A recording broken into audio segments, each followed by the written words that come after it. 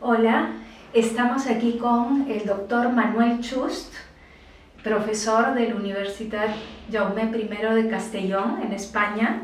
Él es un gran especialista en los procesos de independencia iberoamericanos y tiene en su haber una cantidad de libros, publicaciones, investigaciones.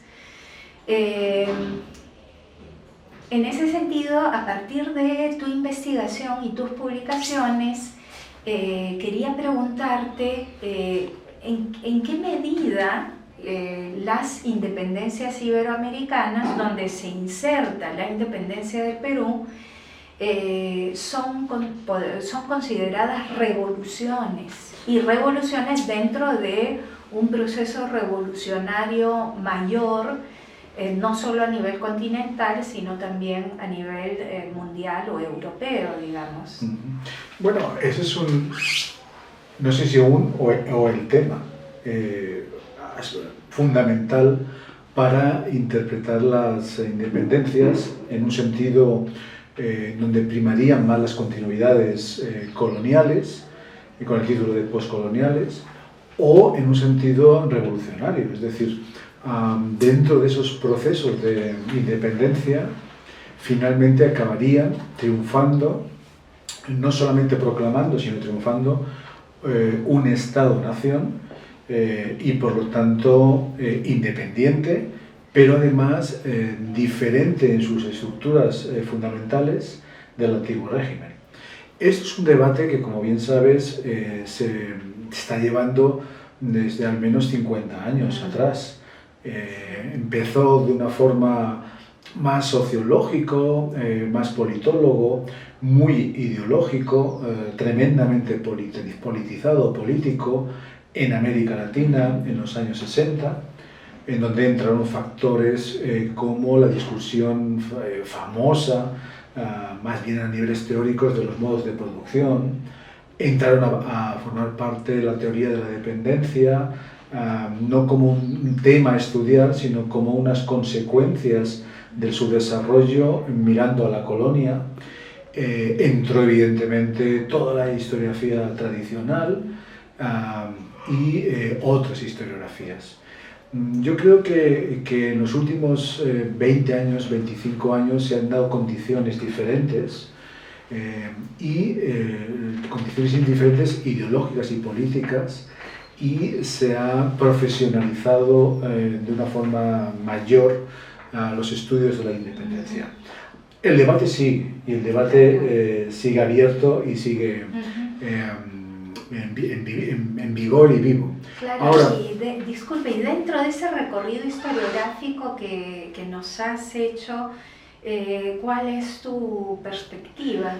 Sí, bueno, mi perspectiva casi diría que es minoritaria, pero bueno, y es, junto con otros compañeros y colegas que conocemos y que conoces, y es que tras la independencia lo que triunfó fue el Estado-Nación, y el Estado-Nación donde triunfa en los años 20 y 30, en una forma general, no es en Europa, a pesar que en las perspectivas generales podamos entender que el liberalismo triunfa en Europa. Si nosotros radiografiamos la Europa de los años 20 e incluso la Europa de los años 30, lo que dominan son las monarquías absolutistas y el contexto armado de coaliciones de esas monarquías absolutistas, que son la Santa Alianza. Por lo tanto, lo que se acabó derribando fue los intentos liberales en los años 20 y 30 en Europa.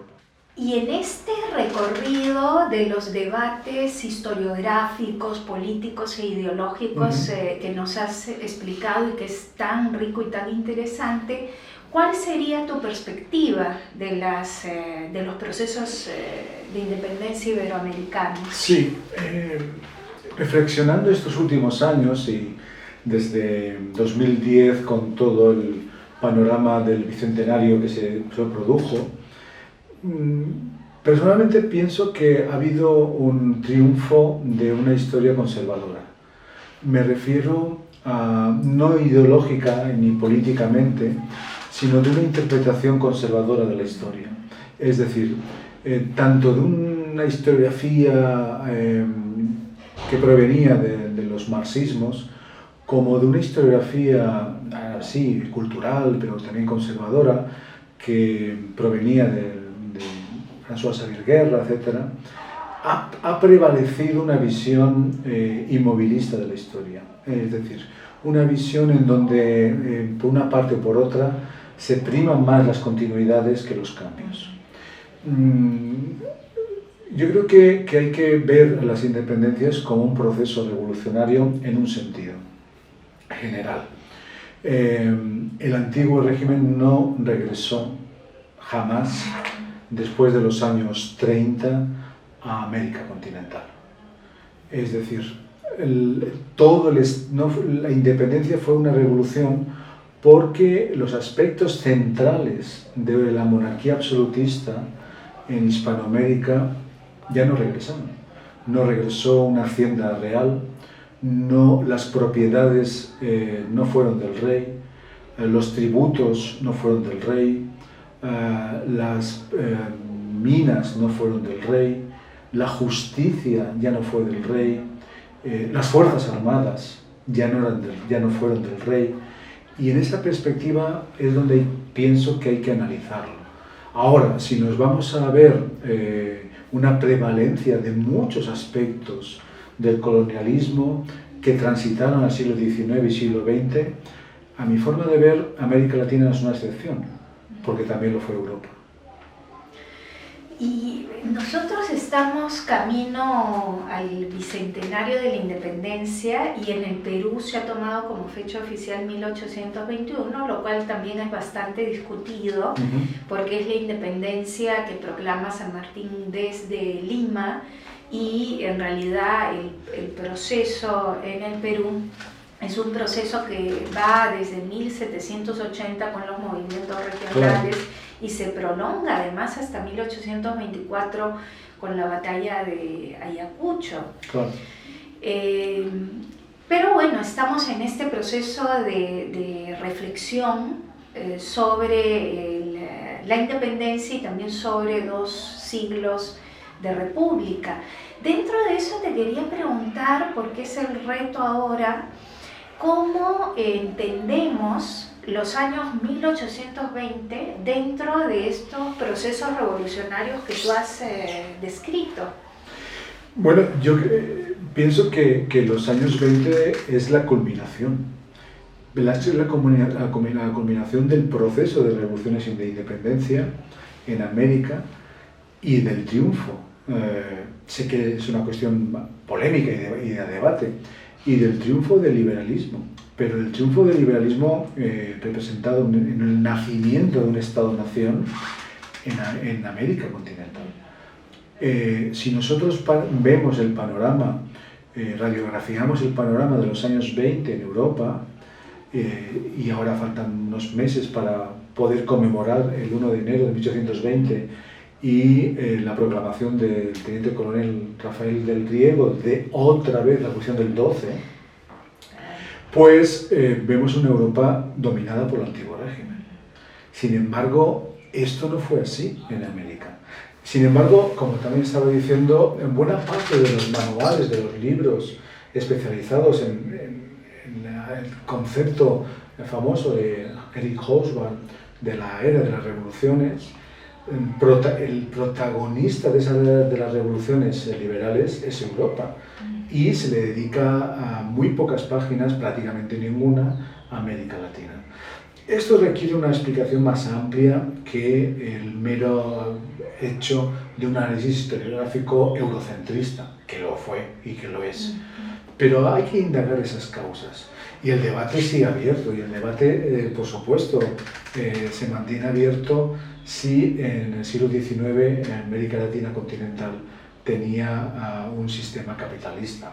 Claro que sabemos que es un sistema capitalista dependiente, que después alcanzará con el concepto de subdesarrollado, pero me parece que hay que ver el nacimiento de ese sistema como Estado-nación y no la culminación de esos sistemas, sobre todo en una consideración, comparándolo con Europa, o comparándolo con Francia y comparándolo con Inglaterra. Es decir, ¿hubo una revolución industrial en América Latina comparada con la de Manchester? No, pero en el resto de Europa tampoco. Claro.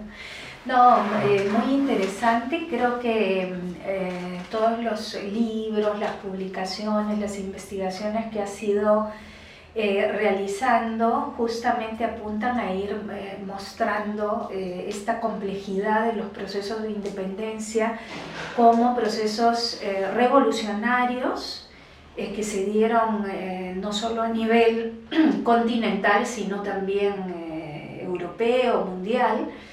Y también este otro aspecto de cómo se ha ido interpretando el proceso de independencia y cómo todavía hay mucho que debatir y discutir a nivel de los historiadores, ¿no? Sí. Bueno, para nosotros es un gusto escuchar estas ideas que plantean un debate, una renovación, y de cara al Bicentenario creo que va a ser muy importante tomar en consideración lo que Manuel Chust nos ha traído.